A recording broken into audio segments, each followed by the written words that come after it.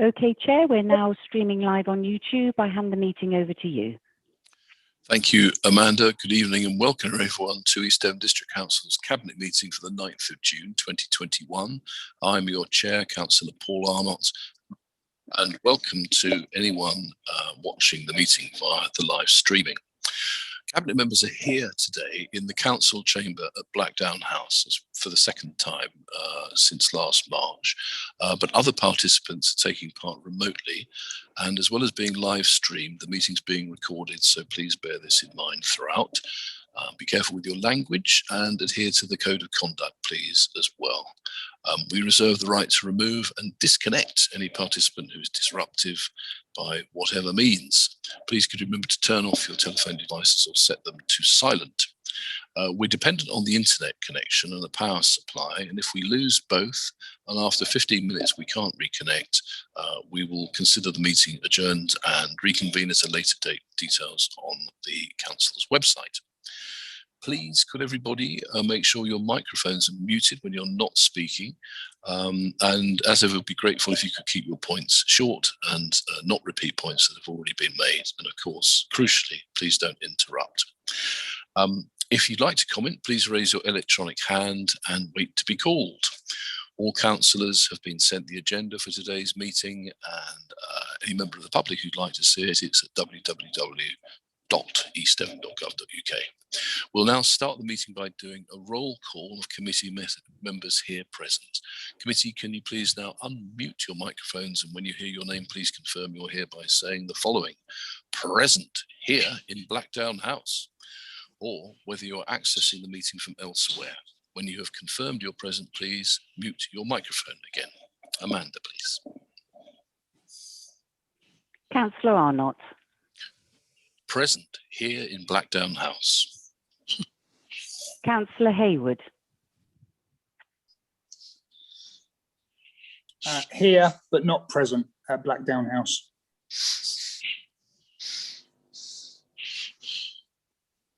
Councillor Hookway. Present here in Blackdown House. Thank you.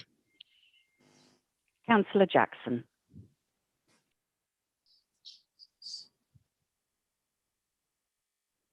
Councillor Young.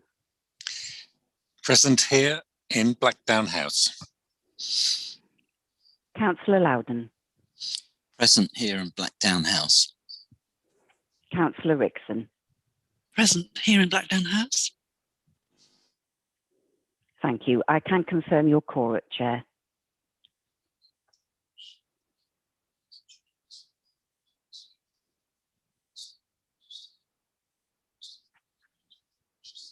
Over to you, Chair. You're on mute, Paul. Shall I take myself off mute? That would be helpful. Agenda item 1, public speaking. We do have one speaker, Mr. Graham Hill, who wishes to speak on agenda item 14 about the Exmouth Skate Park.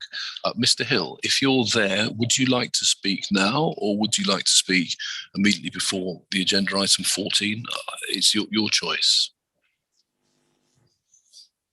If I could speak when the item comes up, that would be better, I think. Okay, absolutely lovely. Thank you very much indeed. And you'll have 3 minutes, and you'll get a 30-second warning when coming to the end. So just notifying you of that in advance.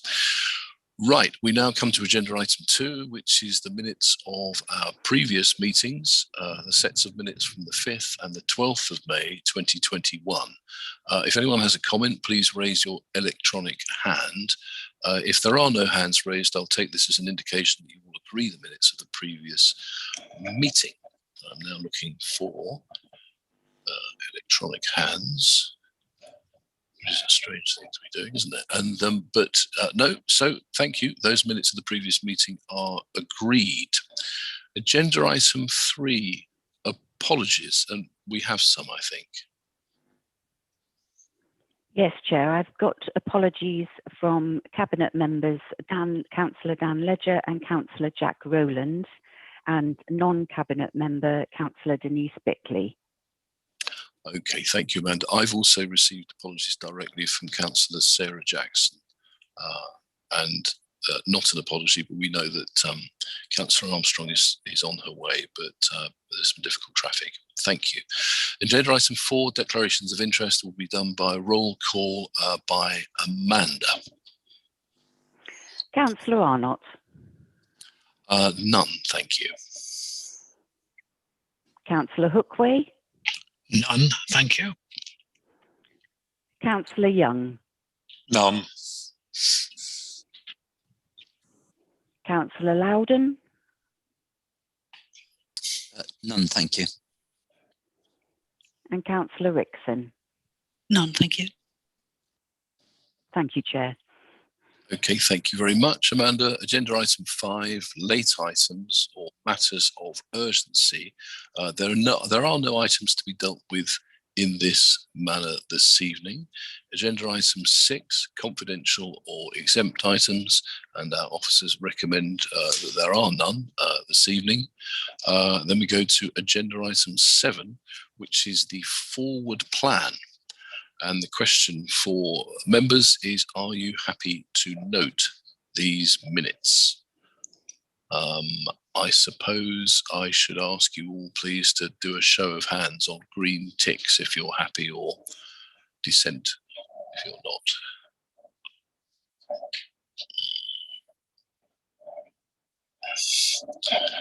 So that's looking, yep, that's unanimous for the people here. So those, the forward plan is therefore noted. We were also asked at agenda item 8 to note the minutes of the poverty working panel held on the 26th of April 2021. Committee, again, are you happy to note this item? Green ticks please, or red what's-its?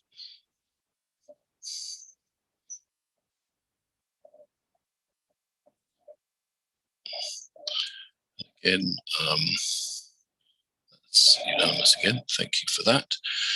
Agenda item 9, which are the minutes of the LED Monitoring Forum of the 27th of April 2021. Again, are members happy to note these minutes? Green crosses, red ticks, please. Again, you have to lower the old ones first, don't you? There we go, and then back you come. Yep, so Chair, just to let members know, we used to have the ability that I could clear the green ticks very quickly and easily, but that in the newer version has been taken away. So members will need to remove their green ticks once we're done with the vote, I'm afraid. Thank you. Thank you, Debbie. I do enjoy software improvements. Thank you very much for that. Okay, so now we go on to agenda item 10. Again, we're asked to note the minutes, this time of the Recycling and Waste Partnership Board, held on the 28th of April 2021. Members, please, if you're happy with those, please green tick or red cross if you're not. I'll give you a few moments while you remove the old one. Yeah, that's unanimous again. Thank you very much for that. Right, we now come to a slightly more complex agenda item 11, which are the minutes of the Housing Review Board on the 29th of April 2021. And these include 5 recommendations for Cabinet that will resolve in an action being taken. And those are minutes 112, 113, 117, 118 and 121. Now, I am happy to suggest that we take those en bloc, but only if, Henry, if you're happy to advise me that's okay to do it like that. Yeah, thank you, Henry. Okay, committee, anybody want to speak on that? Or if not, can we go straight to adopting those en bloc using our green ticks and our red crosses?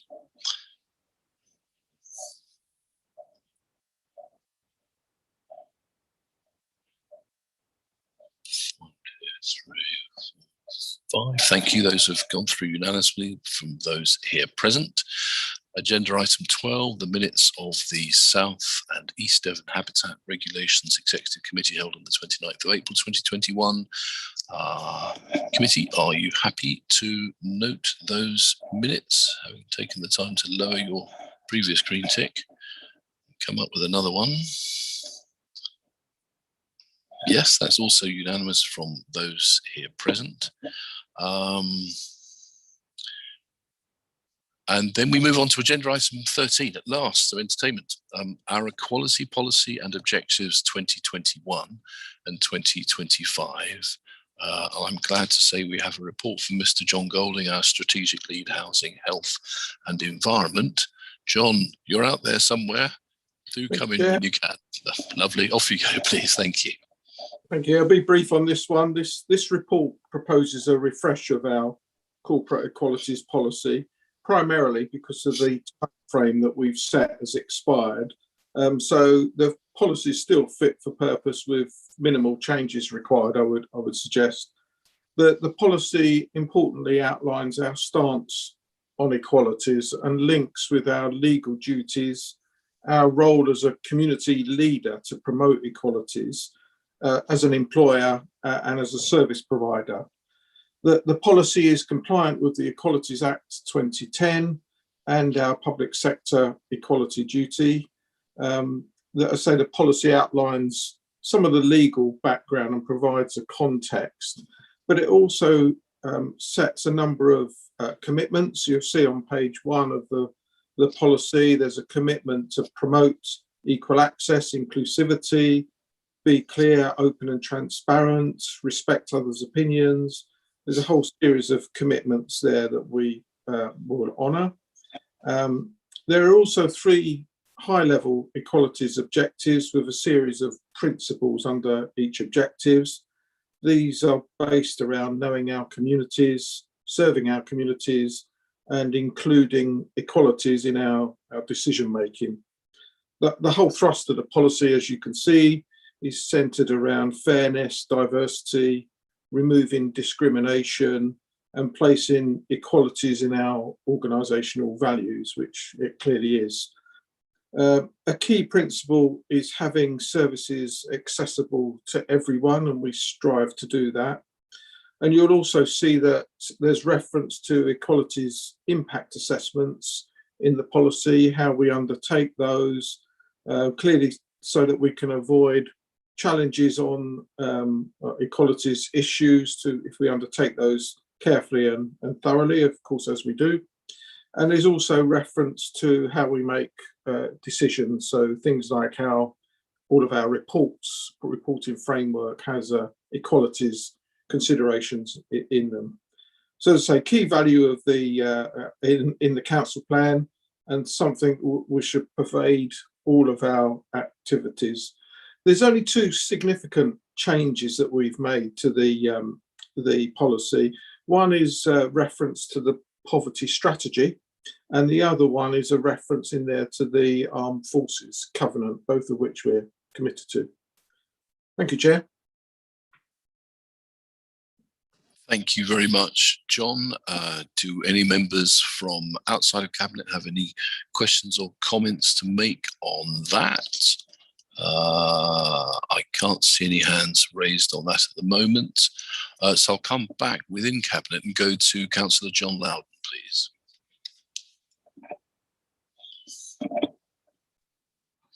Thank you, Chair. Thank you, John, for introducing this. I absolutely support the whole principle behind what this is seeking to achieve. And a criticism often levelled at any organisation is it's very easy to have a policy such as this, but then it's a question of what you do with it, and then how do you make sure that it is actually being implemented in the way in which you want it. So how do you go about monitoring it and updating the various allied policies that it feeds into? And I don't know whether briefly you want to remind members of how we would be going about monitoring and making sure this is effectively implemented. Thank you.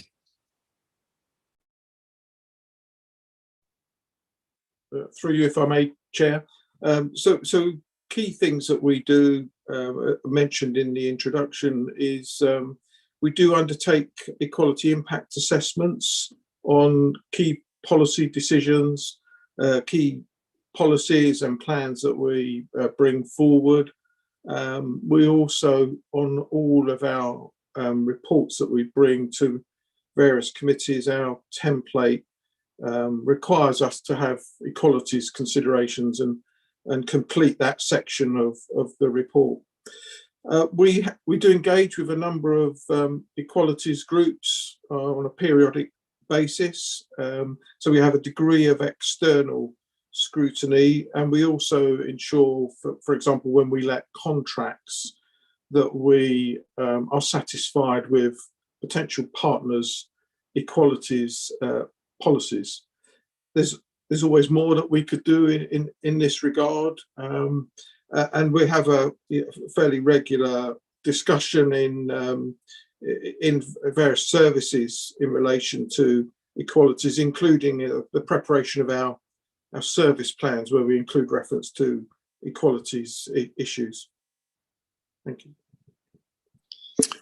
Thank you, John Golding, very much for that. Okay, so now we are to go to a vote on this one, to record the vote, it says here. So, Debbie, can you lead us through a little vote on this one? Yes, of course, Chair. So, members of the Cabinet who are in the room, please, if you could please use your green ticks for yes, if you're in agreement, red crosses for no, or raise your electronic hand if you're abstaining. And you'll be delighted to know, Chair, that I've found a way to clear the vote when we're done. And, Chair, that's carried unanimously with Cabinet members in the room. Thank you. Fantastic. I look forward to us all being removed from the internet with one swing. Oh, no, they've gone. Well done. That's it. That's happened. The green ticks have gone. Excellent. Thank you. Right, we now come to, thank you again, John, for that. Agenda item 14, concerning the exemption to contract standing orders for the Exmouth Skate Park. And so if I can come back to Mr. Graham Hill now, please, for your 3 minutes, or as much of that as you wish to use. Over to you, Mr. Hill.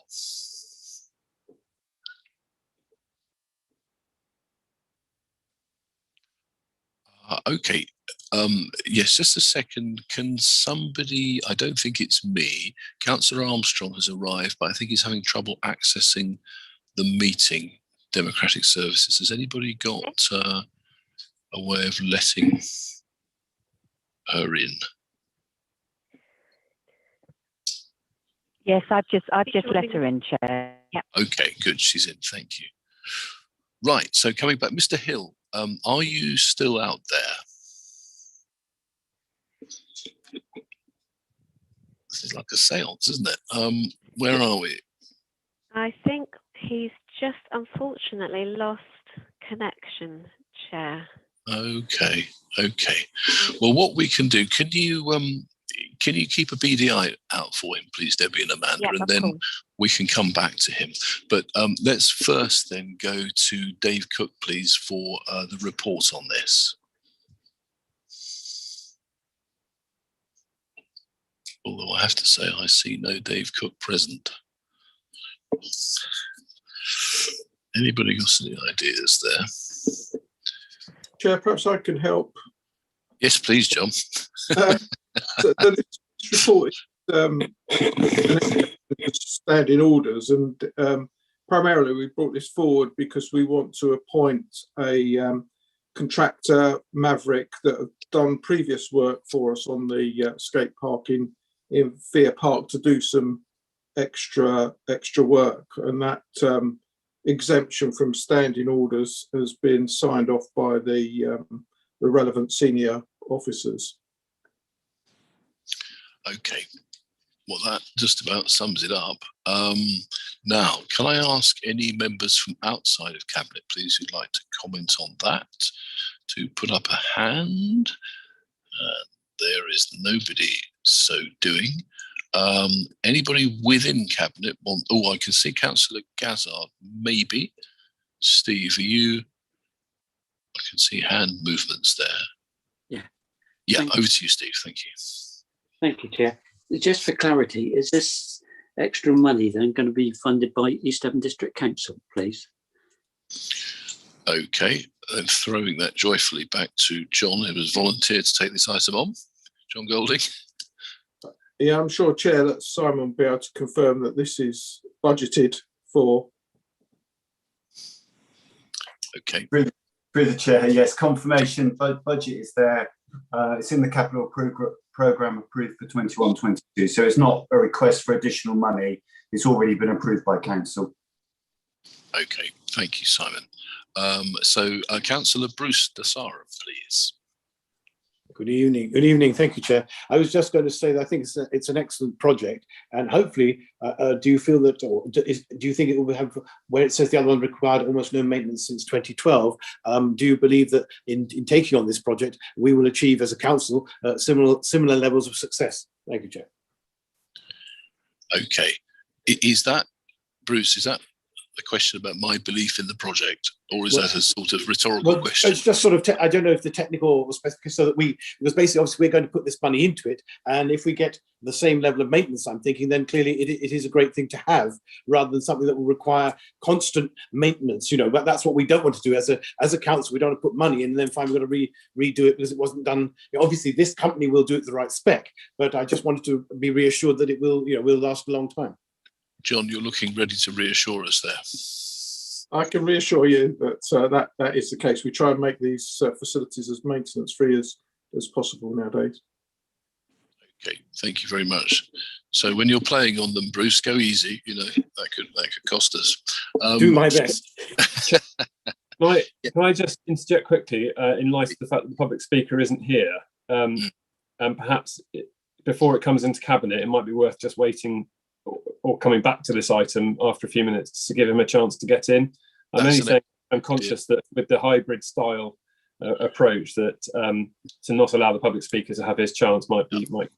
That's a great idea, Henry. Thank you very much. Okay, so we'll park that item for now, Cabinet, if that's okay with you all. I've noticed, John, that John Albert will speak later on.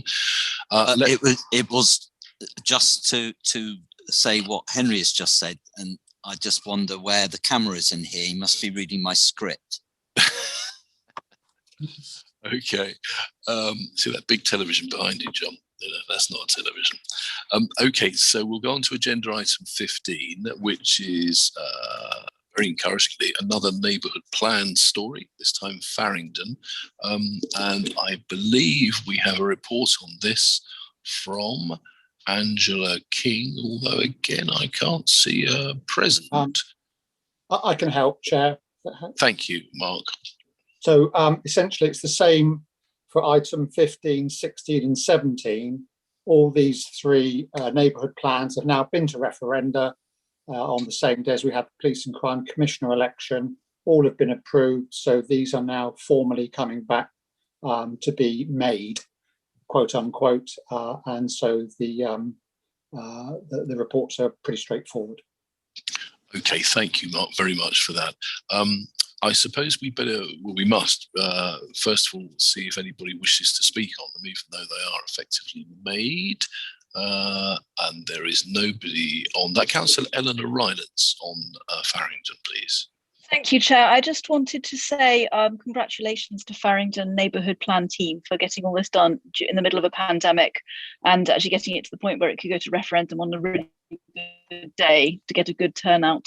I note that it passed very substantially well. So I just wanted to send my congratulations to Farringdon Neighbourhood Plan team and to say well done really on pulling it all together. I know it's a huge job. Thank you, Councillor Rylance, and I'd be grateful if Councillor Rylance's comment can be included in the minutes as well, please. Councillor John Loudon. I was just going to say what Councillor Rylance said. Right. Somebody's reading your mind, aren't they, John, today? Okay, in which case, with no further speakers, we do need to go to a vote on this. So, Debbie, can you take us through that, please? Yes, of course, Chair. So members of the Cabinet, if you could please use your green ticks if you're in support, red cross if you're against, or raise your electronic hand if you are abstaining. And Chair, that is carried by 6 members of the Cabinet in the room unanimously. Thank you, Chair.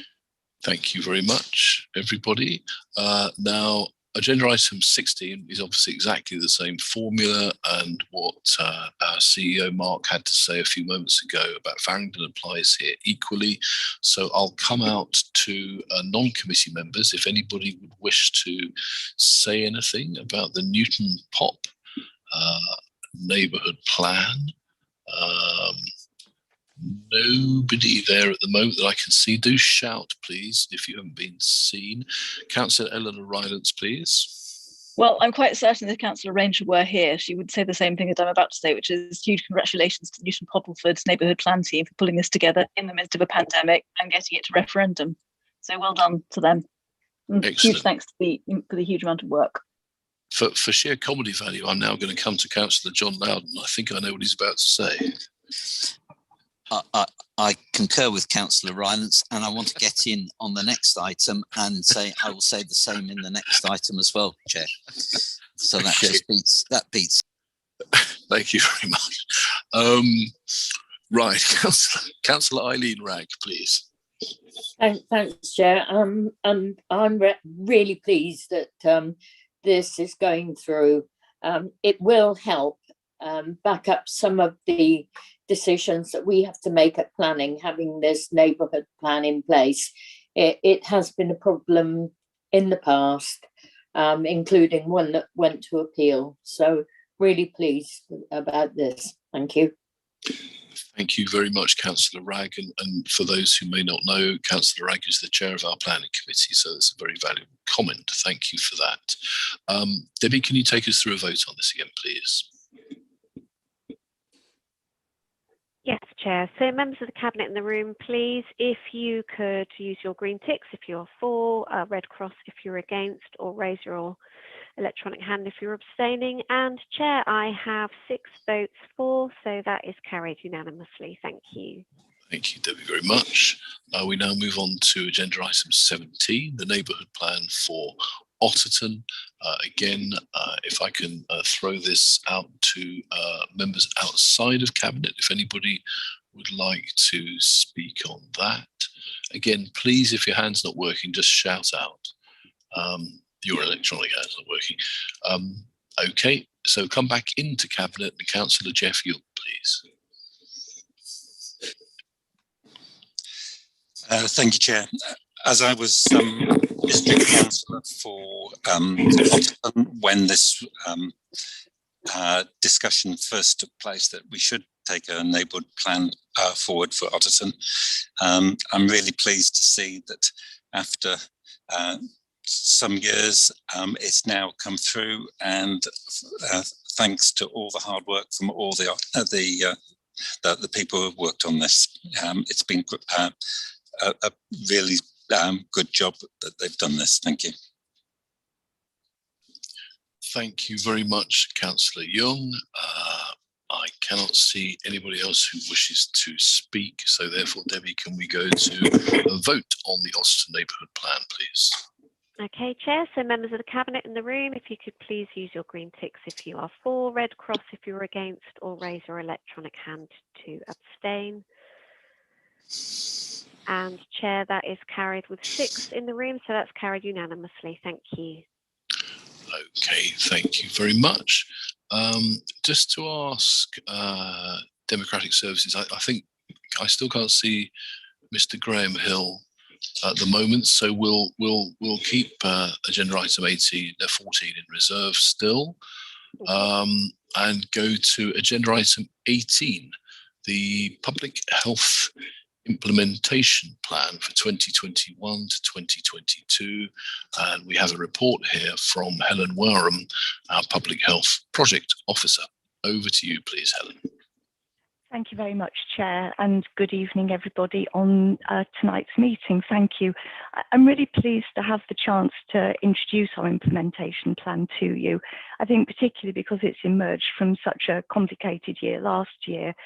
So the process is that we have a public health strategy, and that is evidence-based. I work very closely with Devon County, and one of the key things that we look at in the strategy is the problem of deprivation.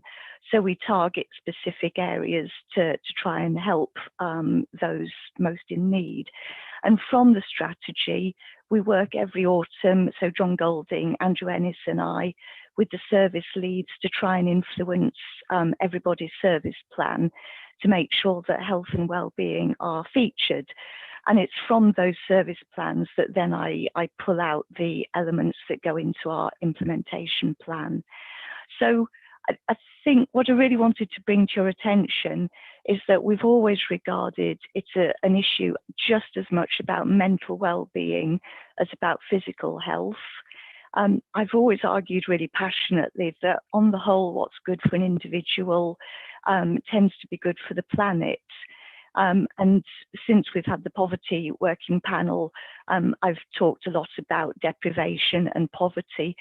So I really wanted to have tonight's opportunity to bring to your attention the fact that our implementation plan does align and underpin very closely, I think, your current priorities of mental health and poverty and climate change.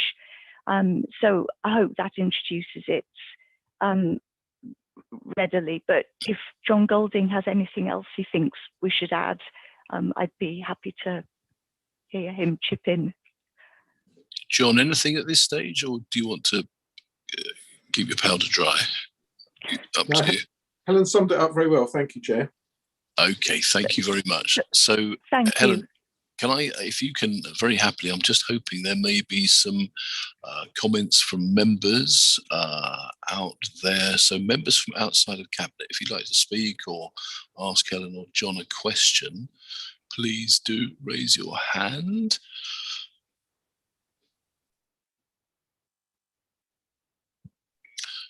Okay, so I can't see anybody there, in which case can we come back into Cabinet, please, for anybody who'd like to pass a comment on that.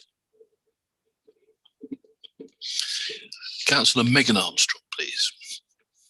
Oh, thank you, Chair. Yes, I just very briefly, I just would like to support the work that Helen's done in this plan, fully support all the work that she does, and I would highly recommend this this implementation plan to Cabinet.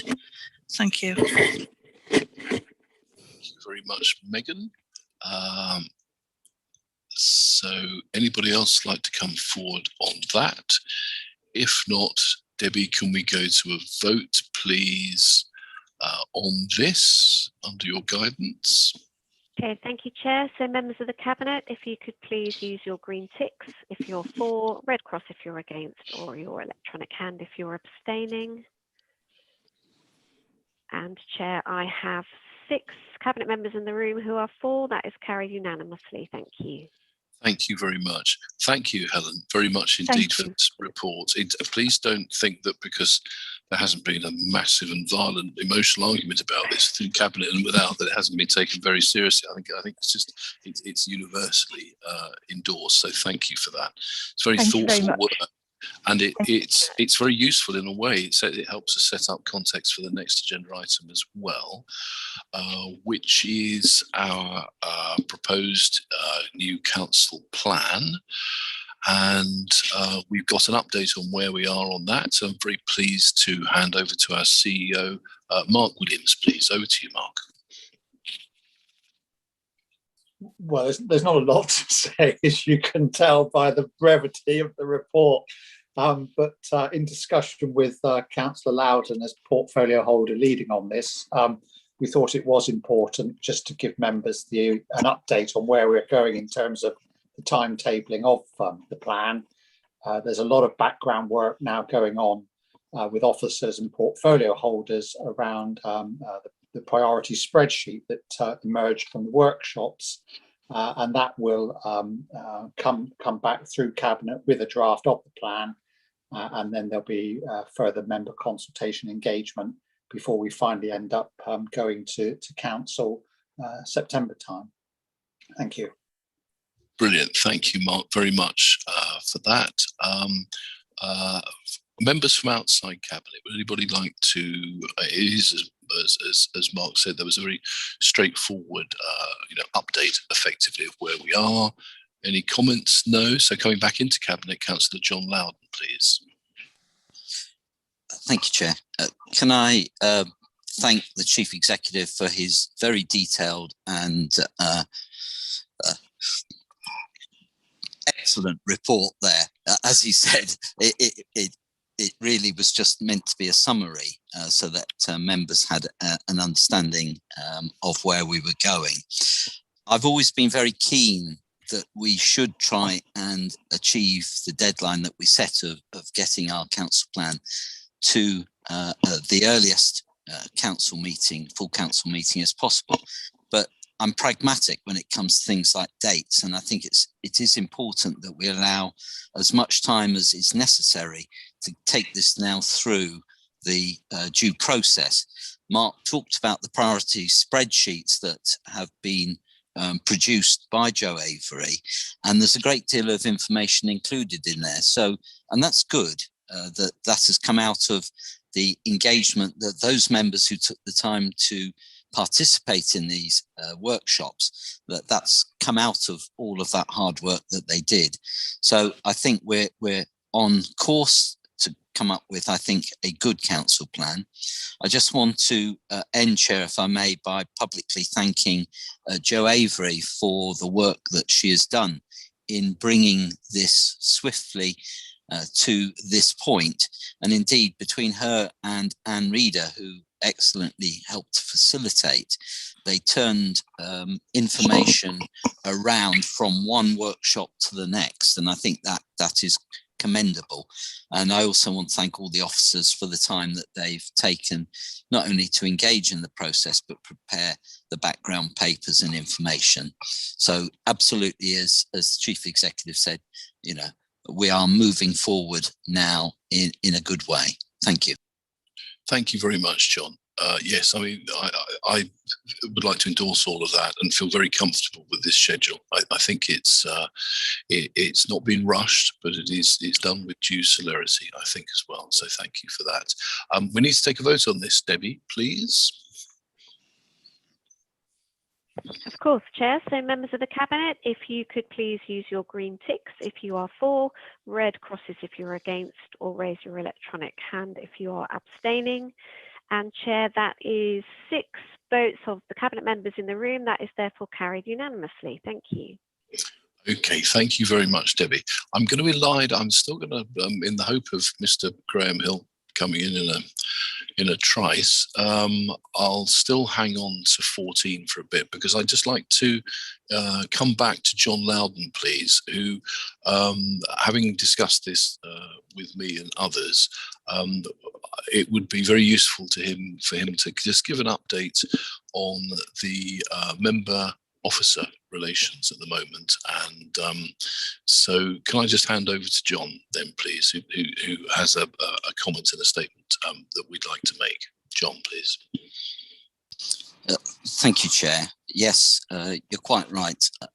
And I hope members will bear with me, as I just want to read a brief statement, and I've headed it Developing Member and Staff Relationships. And this is an ongoing set of issues. So I've set it out as a statement just to make sure that I am clear in what I'm saying and it cannot be misinterpreted. So, 2 sets of internal relationships should be in the forefront of the minds and actions of all members. Those are between members and those between members and staff. Both sets of relationships have been matters that have highlighted the need for individual and collective introspection over the past 24 months. The relationships between members have not always shown themselves to be conducted respectfully, even taking account of the political differences that there are obviously between groups, and as well as the challenging political environment that this council finds itself in when there is no overall control by one group. Sometimes member behaviours have fallen below what should pass as respectably acceptable.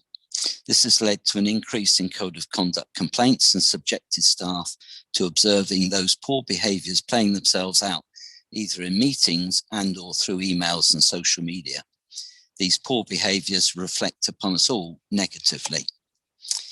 The relationships between members and staff have very much been a concern, particularly in light of the staff survey conducted earlier in the year. We all as members have a responsibility to show respect to all staff at all times. As we're aware, not all members have acted in a responsible and reasonable way in their engagements with some staff. As the largest group within this council, the Democratic Alliance has reflected upon both these issues and has asked me as the respective portfolio holder to bring forward some proposals to address these matters.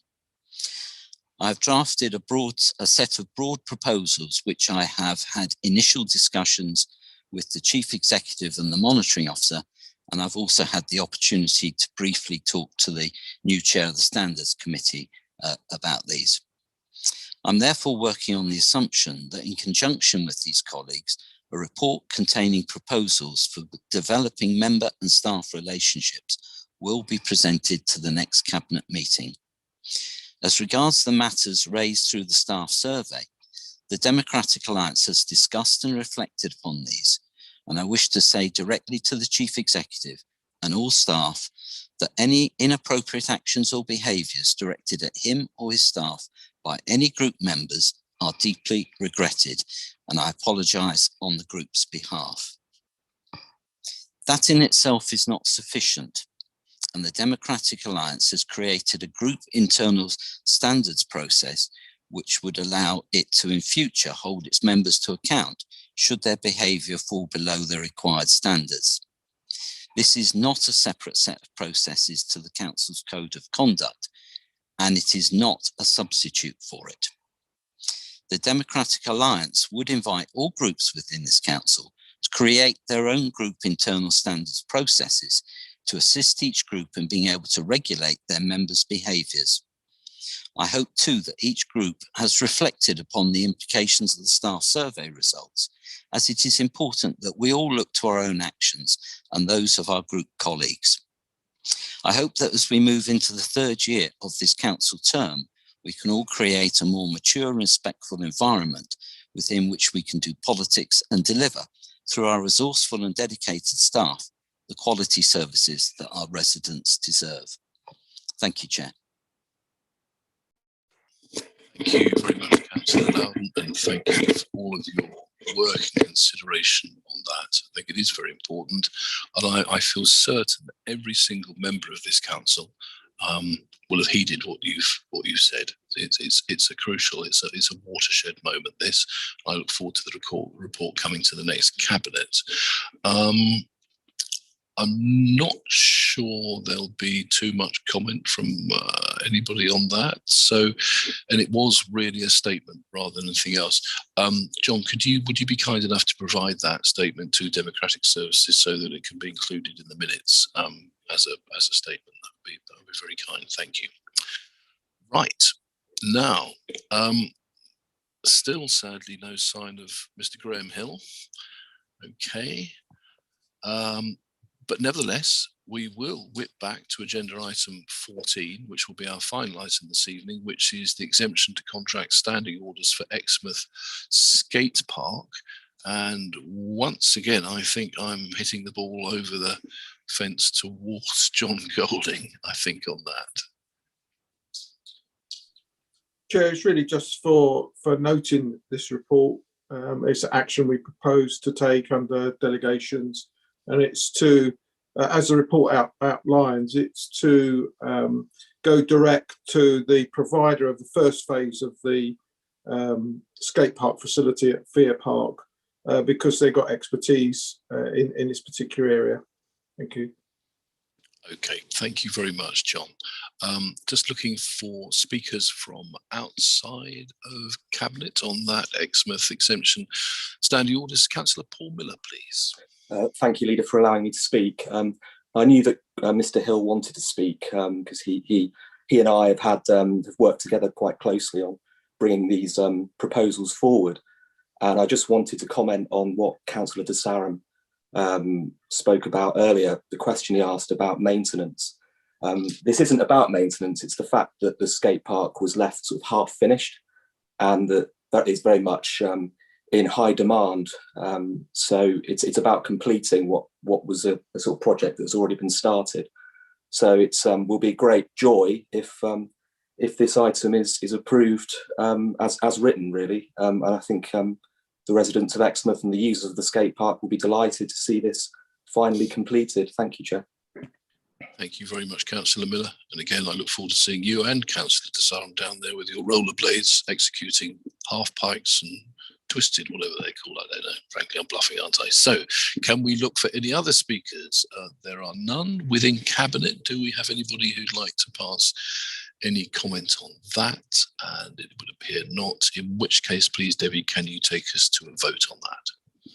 Yes, of course, Chair. So members of the Cabinet, if you could please use your green ticks if you're in support, red cross if you're against, or raise your electronic hand if you are abstaining. And Chair, I have 6 votes from Cabinet members, 4 in the room, therefore that is carried unanimously. Thank you. Thank you very much indeed, Debbie. Thank you very much, all members and officers this evening. That brings our meeting to an end. And I'd like to thank everyone for taking part. And we'll just remind all members that until we are off air, so to speak, we are on air. So please remain cautious with what you say. Thank you very much, everybody, and good evening.